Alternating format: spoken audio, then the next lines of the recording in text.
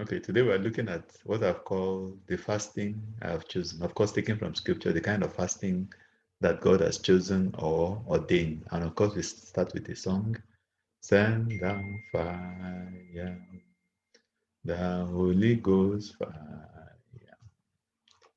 Send down fire again, the Holy Ghost fire. Okay, fasting in scripture, if you look at Isaiah 58 verse 6, it says, "Is this not the fast that I've chosen?" Which is where our title is coming from. To loose the bonds of wickedness, to undo the heavy burdens, to let the oppressed go free, and to break every yoke. So when we fast, let's bear this in mind. This is what God expects, for people to be set free, for yokes to be broken, you know.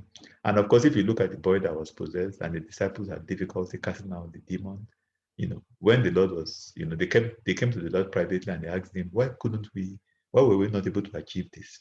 And he said to them, this kind does not go out except by prayer and fasting. So we can throw in fasting if for the breakthrough that we are requiring. And if you look at, in fact, if you look at every time power is demonstrated, the Lord was somebody that was fasting. If you look at Deuteronomy 9, verse 18, and I fell down before the Lord as at the first, 40 days and 40 nights.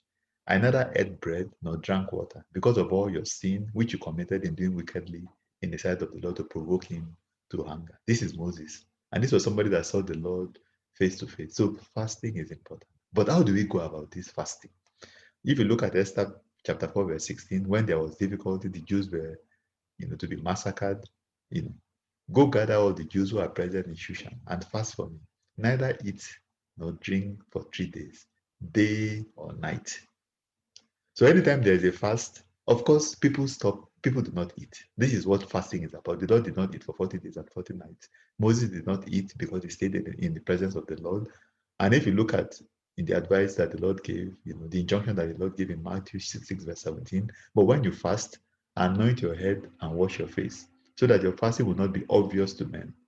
So fasting is a very private endeavor. Of course, sometimes the church will call for a public fast, which is also okay, but it's not something that we go about announcing that I'm fasting, you know. So, and that's why you see some people are very careful, especially if you offer them food when they are fasting. In the past, people used to say, I'm on the mountain, and it would be a good description to say that this person is waiting on the Lord, is fasting. But I've also seen people describe fasting from other things. I know there's in scripture, you can, if you want to go into a fast, you can stop, sexual relationship. But fasting from other things, I don't see a scriptural basis for that. You fast from social media, you fast from TV. Fasting means you stop eating and you stay in God's presence. We can look for other descriptions to describe, if people are trying to stop or break, maybe do like a cold turkey from TV addiction, or but those things should not really be there. You should not, those things should not be the center of your universe. And we should not use fasting to describe that. If you look at the Lord's example, and when he had fasted 40 days and 40 nights, he was hungry. So let's use fasting to describe when and of course, we're not talking about starving. If you decide you want to go, if you decide not to eat, and you're not praying, you're not staying in the presence of the Lord, that's starving.